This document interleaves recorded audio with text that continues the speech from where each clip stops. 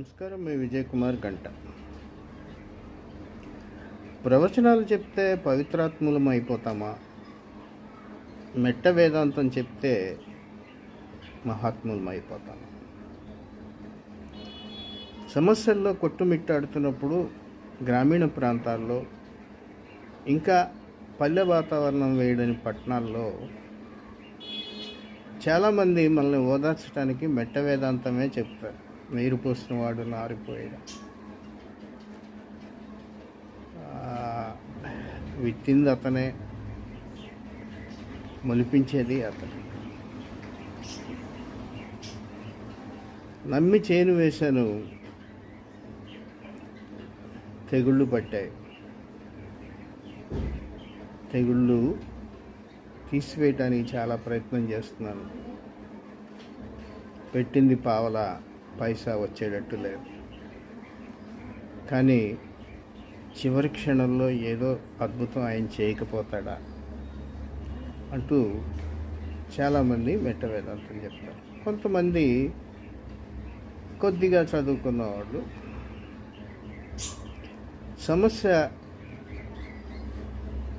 ఉందంటే పరిష్కారం ఉంటుంది కదా అని చెప్తారు. ఇది సాధారణంగా జరిగే విషయం. వీళ్ళందరినీ వేదాంతుల కింద, ప్రవచకుల కింద మనం తీసుకోవాలి. ప్రవచనాలు చెప్పేవాళ్ళు పవిత్రాత్ములే అవుతారని మనం చెప్పలేం. నాకు తెలిసినటువంటి కొంతమంది నిజ జీవితంలో అనేకమైనటువంటి అనుచితమైనటువంటి కార్యకలాపాలు చేసి చివరికి ప్రవచనాలకు పరిమితమయ్యారు. కొన్ని చోట్ల బోధకులుగా అవతారం ఎత్తారు. అంటే అంత మాత్రం చేత వాళ్ళ హృదయం కడిగివేయబడుతుందా? పూర్వ జీవితంలోని ఆవేశం, అహం, కోపం తగ్గనప్పుడు నువ్వు ప్రవచనాలు చెప్పినా, బోధ చేసినా నువ్వు ఎప్పటికీ పవిత్రుడివి. అంటే ఇక్కడ పవిత్రుడు అంటే అశుద్ధుడు అని కాదు, హృదయపరంగా పవిత్రుడివి కాదు.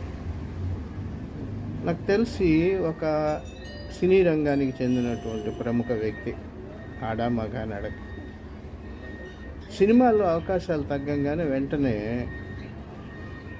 పాస్టర్ అవతారం వచ్చాయి. ఆ తర్వాత అక్కడి నుంచి రాజకీయాల నుంచి మళ్ళీ బయటకు వచ్చి పొట్టే గడవడం. మరి సంపాదించిన కోట్ల ఆస్తి ఏమైందో ఎవరికి అర్థం కాదు.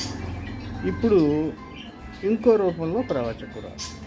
ఇలాగా చెప్తూ చివరికి దైవాన్ని దూషించే స్థితి చేరింది. నీ హృదయంలో ఉన్నటువంటి దయ అనే దైవాన్ని చూడకుండా నాకు అది ఆ అన్యాయం జరిగింది, ఈ అన్యాయం జరిగింది అనుకోవటం చాలా తప్పు.